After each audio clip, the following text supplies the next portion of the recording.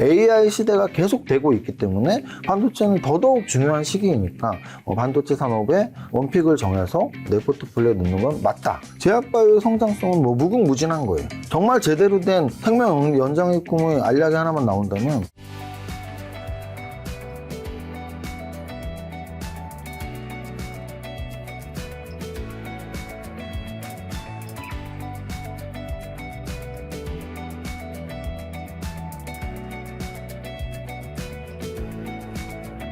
그렇다면 이제 올해 세무사님은 어느 섹터에 투자해야 한다고 보시나요? 유망 섹터 어디를 보고 계신가요? 네, 일단 뭐 저는 매달 한 달에 한 번씩 월초에 좀 이런 리포트를 만들어서 공개를 해요. 네. 근데 이제 성장 산업이라는 것을 이름 붙인 이유는 저 같은 경우는 뭐 성장주에 투자라는 책을 쓸 만큼 뭐 어찌 보면 뭐 가치주와 성장주가 이렇게 대척점에 있는 거 제가 그때 한번 화이트보드 강의도 한번 했었는데 가치주와 성장주가 대척되는 건 아니에요. 근데 이제 어쨌든 저는 그래도 통념상 뭐 저평가되어 있는 걸 가치주라고 하고 성장주는 좀 주가는 지만 계속 성장하는 회사를 성장주라고 한다면 저는 저평가되는 회사보단 계속 성장하는 회사를 더 좋아하거든요. 그래서 이제 성장 산업을 매달 요번 한 달 동안 봤더니 이 산업은 잘 못 오르네.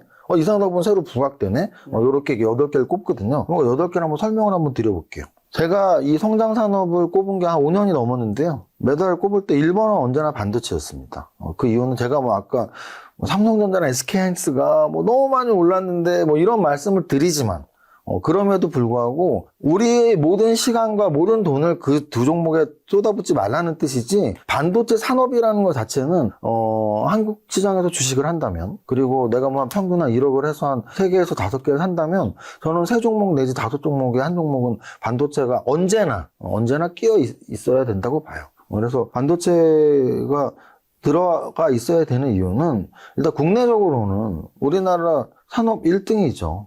1등 공신이라는 것보다 시총 1등이에요. 네. 삼성전자, SK하이닉스 여러 반도체 소부장들. 그래서 내 포트폴리오에 반도체는 늘 관심을 갖고 하나 정도는 있어야 되고요. 그다음 그럼 반도체 산업 자체가 우리나라를 더 넓게 봐서 글로벌까지 본다면 반도체가 진짜 중요하니 더 중요하죠. 우리나라 1위만 삼성전자가 아니고 미국 1위가 엔비디아고 그리고 이 엔비디아 삼성전자, SK하이닉스 이런 것들이 모두 AI를 향해 있거든요. 그래서 저는 지금 과거에도 반도체가 중요했지만 AI 시대가 계속 되고 있기 때문에 반도체는 더더욱 중요한 시기이니까 반도체 산업에 원픽을 정해서 내 포트폴리오에 넣는 건 맞다. 그게 삼성전자일 수도 있고 SK하이닉스도 있고 한미반도체일 수도 있고 또는 저는 반도체 소부장에서 영업이익률을 굉장히 중요하게 생각해요. 영업이익률 중에 뭐 리노공업이나 HPSP 이런 건 뭐 시총이 낮은 게 아니니까 시총이 5조씩 되니까 그런 종목들은 영업이익률 50%나 되거든요. 그래서 여러분들이 영업이익률이 높은 반도체 소부장 그중에 기술력이 압도적이고 마켓시어가 높고 뭐 이런 것들을 찾아보시면 좋은 종목들이 많이 있습니다. 그리고 또 반도체 아까 말씀하셨던 실적이 계속 좋아지지 않냐 그런 리포트들이 계속 나오죠. 그래서 이게 이제 사실로 된다면 실적이 너무 좋으면 주가가 올라가는 건 당연하니까 그래서 반도체 산업은 원픽을 정해서 내 포트에 넣자라고 말씀을 드립니다. 자, 또 두 번째는 어딘가요? 제가 뭐 한 5년 이상 월간 리포트를 만들면서 1순위는 늘 반도체를 꼽았다면 2순위도 한 번도 바뀐 적이 없어요. 제약바이오를 꼽고 있거든요. 그 이유는 성장주 라인의 제약바이오를 일단 뺄 수 없는 이유들이 있어요. 아까 제가 엔비디아를 말하면서 우리나라뿐 아니라 반도체 산업은 엔비디아를 우리가 보면서 또는 대만의 TSMC를 보면서 글로벌적으로도 뭐 각 나라의 1위 기업이 반도체 기업이 많이 있으니까 그러면 제약바이오도 뭐 야 우리나라 뭐 삼성바이오로직스, 알테오젠 이 얘기가 아니고요.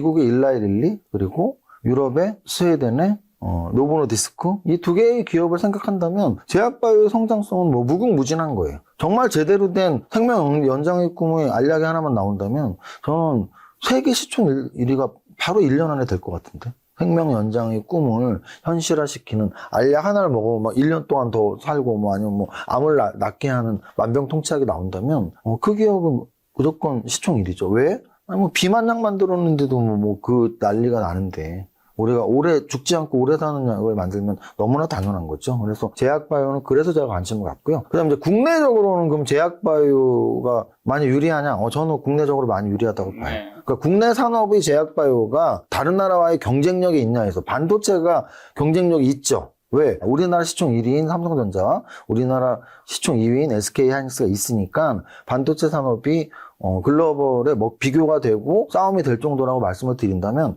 제약바이오는 우리나라 기업들이 뭐 삼성바이오로직스가 뭐 압도적으로 막 세계적인 기업은 아닙니다. 그렇지만 저는 그 미래 가능성을 보는 거예요. 제가 강연회나 이럴 때 굉장히 많이 말씀드리는데요. 저는 뭐 어떤 기업에서 자금과 맨파워 이게 이제 기업을 이끌어가는 거라고 봐요. 우리가 뭐 애플 하면 스티브 잡스를 떠올리고 지금은 돌아가셨지만 그리고 뭐 테슬라 하면 일론 머스크를 떠올리듯이 그럼 과연 우리나라에서 제약바이오의 맨파워는 어떤 수준이냐 했을 때 저는 압도적으로 좋은 수준이라고 봐요. 그 이유는 그런 연구하는 분들이 다 의대 나오고 이런 분들일 거 아니에요. 그러면 의대 나와서 좋은 연구하고 뭐 약대 나와서 좋은 연구하시는 분들이 공부를 제일 잘하셨던 분들이거든요. 이게 여러분들이 무시 못하는 게 제가 뭐 김 작가님하고도 나이가 제가 조금 더 많지만 조금 더 많은 거 맞나? 많아요. 그러니까 조금 더 많잖아. 그냥 많아요.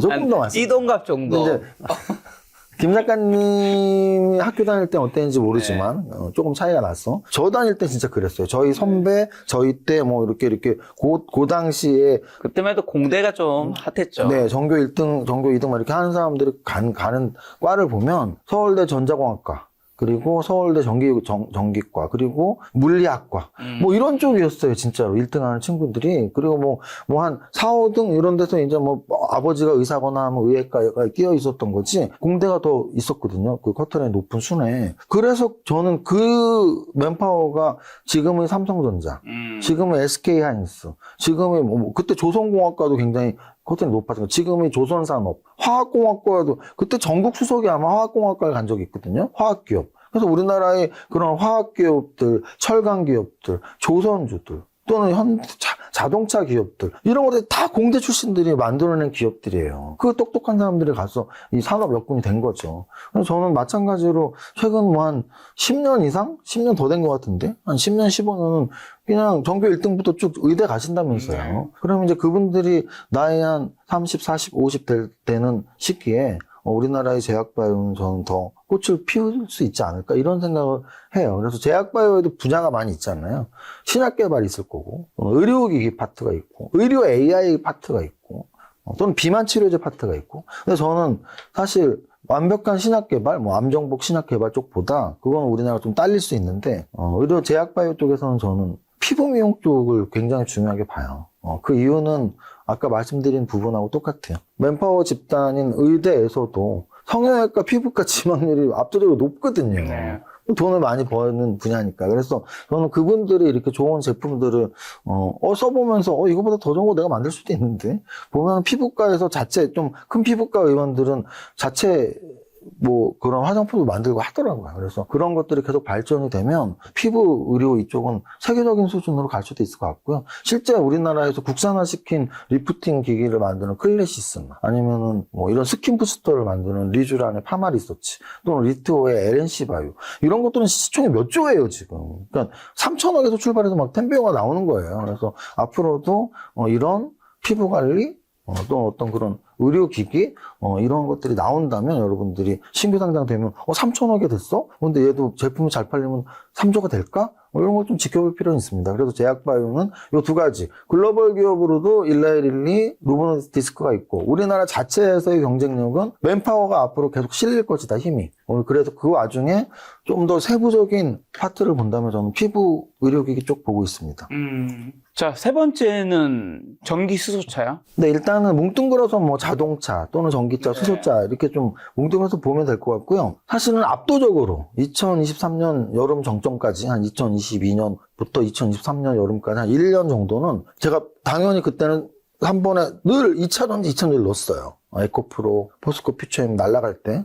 근데 이제 2013년 7월에 고점을 찍고 밀렸단 말이죠. 그래서 밀리면서 추세가 완전 이탈되니까 더 이상 2차전지를 넣을 필요는 없었죠. 근데 최근 들어서 작년 한 여름부터였던 것 같아요. 장이 워낙 좋아지니까 2차전지에서도 계속 순환매가 나오고 그래서 이제 전기수소차라는 이름으로 이렇게 이름을 넣었고요. 여기에도 이제 파트들이 있어요. 이 전기 수소차 쪽도 파트가 있는데 당연히 이제 전기 쪽이 있고 수소 쪽이 있고 근데 이제 수소 쪽보다는 전기 쪽이 좀 더 좋은 종목들 우리가 알고 있는 수익난 종목들도 많이 있고 근데 요즘 들어서 뭐 완제품, 2차 전지 완제품 또는 뭐 양극재, 음극재 이런 거 위주였잖아요. 근데 최근 들어서는 전고체 배터리 관련주들도 좀 굉장히 주목을 받고 있고요. 그래서 전고체 배터리가 주목을 받고 있는 이유는 이렇게 고성능화, 고집약화가 필요한 쪽이 자동차도 그렇지만 로봇의 핵심 심장에 들어가는 전지라고 해요. 그래서 로봇에도 전지가 필요하고 그래서 2차 전지가 전기차에만 들어가는 시대는 이제는 아니다. 뭐 ESS를 넘어서 로봇의 심장에 들어가는 전지가 있어야 되기 때문에 그래서 2차 전지에 관심을 가져야 하고 그 중에서도 전고체 배터리 쪽은 좀 더 집중해서 여러분들이 이렇게 체킹을 해놓는 게 좋다라고 말씀드리고 싶습니다. 자, 네 번째는 좀 비슷하네요. 네, 저는 이제 뭐 성장률을 좋아하니까. 네. 그래서 이제 전기차 어찌고 보면 연료의 미래화예요. 제가 방금 말씀드렸던 전기냐, 수소냐. 그래서 전기차 2차 전지를 넣느냐, 2차 전지에 전고체 배터리로 만들 것이냐. 뭐 이런 거는 연료의 미래화예요. 근데 이제 연료의 미래화의 한 단계 네. 업그레이드 버전은 주행을 미래화죠. 주행을 미래화. 사실 전기로 가나 휘발유로 가나 우리 운전자는 큰 차이 없습니다. 테슬라를 타고 다니시는 분들이 전기라서 뭐 전기료가 싸서 이 이유도 있지만 테슬라를 타고 만족도가 높은 분들이 대다수는 자율주행 기능이에요. 그래서 저는 이제는 뭐 테슬라가 꽤 팔릴 만큼 팔렸고 또 우리나라 국산차 중에서도 현대차나 기아에서도 전기차가 있기 때문에 연료의 미래화의 비중보다는 주행의 미래화에 훨씬 비중을 둬야 되고요.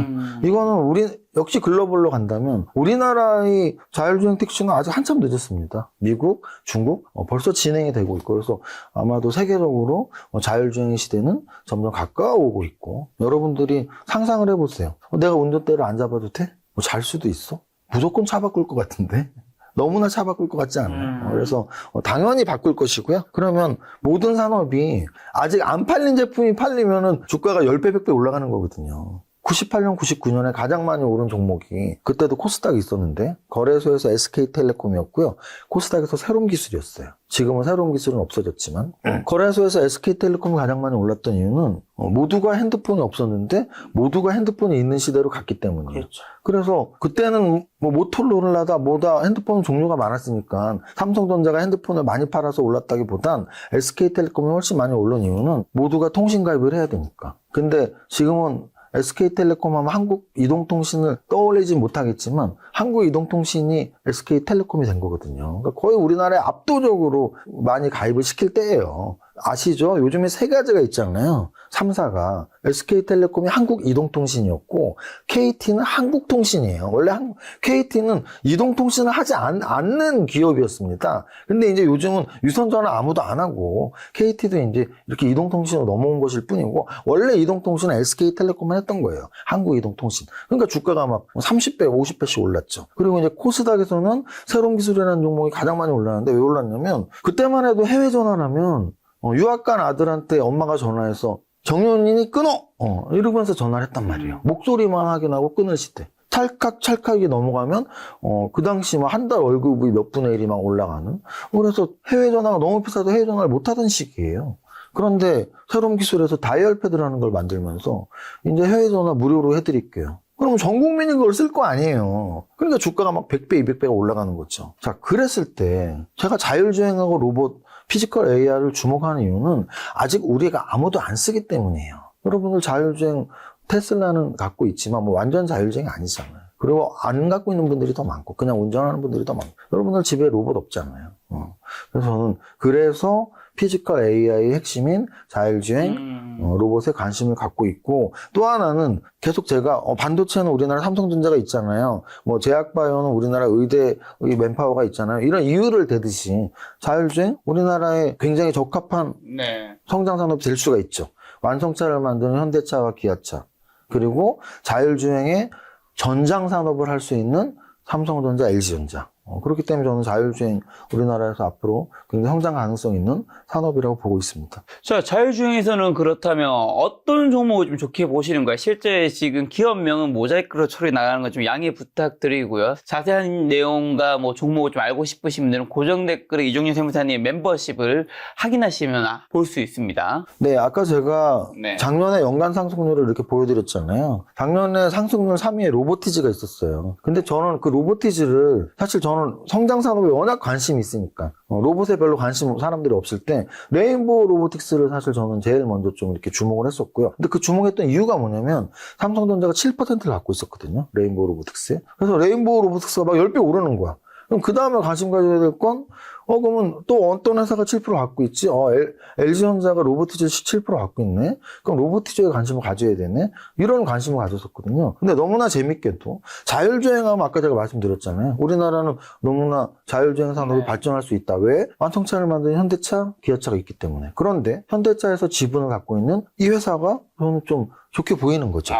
자세한 내용은 멤버십을 한번 확인해 하시면 될 것 같습니다. 자, 이종윤 세무사님과 함께한 이제 멤버십도 작년 7월부터 시작해서 벌써 한 6개월 과정이 되었는데요. 코스피가 상승한 만큼 또 당연히 저희 멤버십에 계신 분들도 수익이 굉장히 좋았고, 특히나 종목픽 세무사님이 가면 갈수록 잘 맞으셔가지고 이제 수익이 굉장히 잘 나고 있는 상황인데, 그 과정이 이제 하루에 1,700원, 한 달에 한 5만원짜리 이제 기본 과정부터 시작하니까요. 그렇게 비싸지 않은 과정으로 여러분들이 세무사님과 슈퍼개미 이종윤 세무사님과 함께 주식 투자의 관점을 가질 수 있는 거고요. 지금 코스피 5,000 시대잖아요. 2,500에서 5,000 올 때보다 지금이 더 고난이도의 단계 아닌가요, 세무사님? 그건 너무 당연하죠. 왜냐면 2,500에서 5,000은 2배가 올라오는 시기인데요. 굉장히 빠른 속도로 올라왔고 수익 내기 쉬웠는데 5,000에서 10,000포인트까지 간다면 똑같은 속도지만 똑같은 속도로 가기는 너무나 쉽지 않은 분위기니까 이제는 종목 선정을 얼마나 잘하느냐에 따라서 수익이 달라지겠죠. 맞습니다. 지금이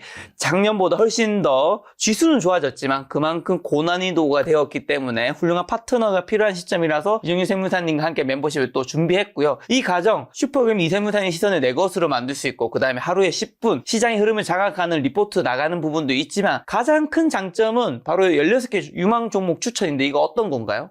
이게 이제 제가 월간 리포트를 만들어서 매월 첫째 주나 둘째 주 토요일 일요일 날 이제 이 프로그램에 올리는 거죠. PDF 파일을. 그러면 여러분들이 이제 그 글을 보면서 이렇게 해서 이 16종목을 뽑았구나. 공부하시면서 선택을 하시는 건데, 제가 이제 어느 정도 적중률이 높았냐면 16종목 중에 한 종목이라도 10% 이상 오르면 방송을 하겠다고 약속을 했는데, 뭐 김 작가님도 아시겠지만 지난달에 거의 매일 했습니다. 방송 매일.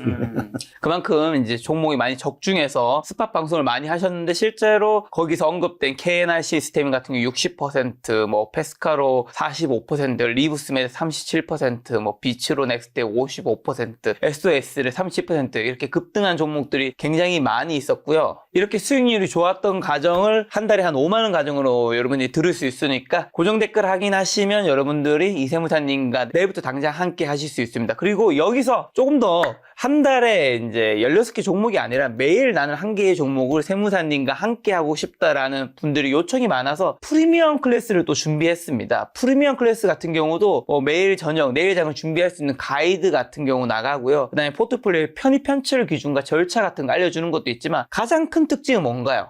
일반 회원님들이 보시는 거 한 달에 한 번 16종목이라고 말씀드렸는데, 프리미엄 회원님들은 매일 한 종목씩이죠. 그래서 공부를 두 가지를 하는데요. 매일 하루에 한 종목씩 종목 선정하는 방법에 대한 공부가 첫 번째. 그 다음 8종목으로 포트폴리오를 짜는, 그래서 어떤 종목을 편입을 시켰을 때 어떤 종목을 편출을 시켜야 되는지, 그래서 첫 번째는 종목 선정 공부, 두 번째는 포트폴리오 운영 공부, 이렇게 두 가지 공부를 같이 하고 있습니다. 이제 HVM 그리고 현대글로비스 43%, 현대오토웨브 굉장히 많이 올랐었고요. SB비테크 32%, 링크솔루션 70%, 이렇게 이제 좋은 성적을 거두었는데, 이종윤 세무사님과 함께하는 멤버십 듣고 싶으신 분들이라면 고정 댓글에 있는 링크 확인하시면 이종윤 세무사님의 기본과 프리미엄 클래스 지금부터 함께 할 수 있습니다.